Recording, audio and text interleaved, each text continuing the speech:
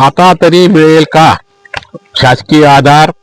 राज्यातील ग्रंथालय सेवक आहे निराधार. कला साहित्य संस्कृतीने नटलेल्या छत्रपती शिवाजी महाराज, महात्मा फुले, शाहू महाराज, डॉक्टर बाबासाहेब आंबेडकर, अण्णाभाऊ साठे, एकलव्य, रामचंद्र, ज्ञानेश्वर माऊली यांच्या विचारावर चालणारे हे राज्यात वाचन संस्कृती उदयास येत होती आणि ही संस्कृतीने नटलेल्या महाराष्ट्र राज्याचे दुर्भाग्य म्हणावे लागेल. या राज्यातील कला साहित्य संस्कृतीने नटलेल्या दूरदृष्टीने विचारवंतांनी या राज्यातील ग्रंथालय चळवळ उभी केली, परंतु उभी केलेली ग्रंथ चळवळ आज उदयास दिसते. 58 वर्षानंतर सुद्धा ग्रंथालय चळवळ उपेक्षित आहे का? शासनाचा आधार मिळत नाही. या चळवळीच्या नेटाने नटलेल्या ग्रंथालय कर्मचारी हा महत्वाचा घटक आहे, परंतु आज रोजी राज्यातील ग्रंथालय कर्मचारी व त्यांचे कुटुंब आर्थिक कुपोषणाने ग्रस्त झालेले आहे. ही या कर्मचाऱ्यांची भीषण अवस्था आहे. साहित्याच्या माहेरघरात साहित्याचे जतन व संवर्धन करणारे ग्रंथालयातील कर्मचारी आज उपाशी आहे. राज्यातील ग्रंथ संस्कृतीचे अभिप्रेत आहे का? हे शासनाला किती योग्य वाटते? राज्यातील ग्रंथालय चळवळ, वाचनालय संस्कृती, शासन यात दुमत का? ज्या ग्रंथालय चळवळीला समाजाने साहित्यिकाने दृष्टीने पाहिले जाते, चळवळीला शासनाने अल्पदृष्टीने पाहते. या संस्कृती वैभव केंद्राचे दुर्दैव असे म्हणावे लागेल. गेल्या 58 वर्षापासून ग्रंथालय कायद्यात अनेक वेळा बदल झाले, त्यात अनेक वेळा दुरुस्ती झाल्या, परंतु ग्रंथालय अधिनियमात दुरुस्त्या होत असताना ग्रंथालयाला लागणाऱ्या मनुष्यबळाची तरतूद होत नाही आणि त्यांच्या पगार वेतनामध्ये अजूनही किमान वेतनच्या खाली अतिशय कमी याच्यात त्यांना पैसे मिळत असतात.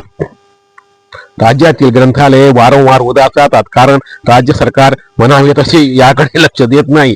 ग्रंथालय चळवळीचे ग्रंथालय कर्मचाऱ्यांचे दुर्भाग्य म्हणावं लागेल. ग्रंथालय समाजाला चांगली संस्कार संस्कृती शिकवणारे समाजाचे माहिती केंद्र आहे. या ग्रंथालयामुळे अनेक विद्यार्थी वाचनालयात बसून अभ्यास करून अनेक महत्वाच्या पदावर विराजमान झाले आहेत, परंतु ज्या विद्यार्थ्याला समाजाला वाचनाची गोडी लावतो, समाजाला एक चांगली दिशा दाखवतो, समाज घडवतो, परंतु आज सगळ्यांना घडवणारे ग्रंथालय आणि त्या ग्रंथालयात काम करणारे सेवा देणारे सेवकच आज उपाशी मरत आहे. कायद्याची शोकांतिका म्हणावं लागेल.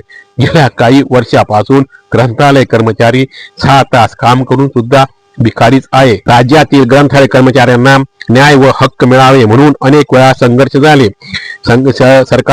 सरकाराला लोकशाही पद्धतीने संवेदनशील विचाराने डोळ्यात स्वप्न येऊन निवेदन दिले, तरी सरकारला आमची दया आलेली नाही असे ग्रंथालय कर्मचारी म्हणतात. सरकार म्हणते राज्यातील ग्रंथालये डिजिटलायझेशन झाले पाहिजे, ही ग्रंथालय झाली पाहिजे, यासाठी मनुष्यबळाची गरज लागते, परंतु सरकारला कळत नाही. ही ग्रंथालये करायची असेल तर प्रथम ग्रंथालयात काम करणाऱ्या ग्रंथालय कर्मचाऱ्यांना पोटापुरते तरी दरमहा वेतन दिल्यास समाधानकारक काम करेल. उपाशी पोटी कोण काम करेल? काय कसे करेल? राज्यातील ग्रंथालये डिजिटायझेशन करायचे असेल तर सरकारने सर्वप्रथम ग्रंथालय कर्मचाऱ्यांना आर्थिक सक्षम केला तर गतिमान होईल.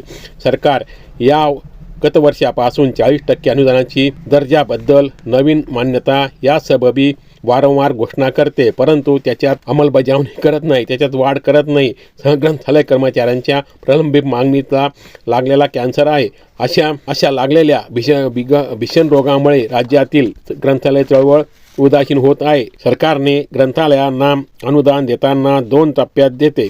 दिलेल्या अनुदानात 50% वेतन, 50% वेतनेतर अनुदान देते. हे अनुदान ग्रंथालयाला सप्टेंबर व मार्च महिन्यात देते. सदर अनुदान 6 महिन्याला एक वेळेस दिले जाते. 6 महिन्याला दिलेल्या अनुदानातून कर्मचाऱ्याचे वेतन दिले जाते. 6 महिन्यात ग्रंथालय सेवकांनी कसे जगावे? मिळणारे वेतन अतिशय तुटपुंजे आहे. साहेब, यात सुधारणा व्हावी आमची मागणी आहे. तरी एवढे तातडीने आता शासनाने सर्वप्रथम 40% जी राहिलेली रक्कम ती राहिलेली अनुदानाची रक्कम ती द्यावी. तसेच या अनुदानामध्ये तिप्पट वाढ करावी. त्यानंतर पुस्तक खरेदी ही शासनाने करून द्यावी. तसेच वाचनालयासोबत अभ्यासिका द्यावी. अभ्यासिका दिल्या अभ्यासिक साहित्य ही जिल्हा नियोजन मंडळातून उपलब्ध करून द्यावे.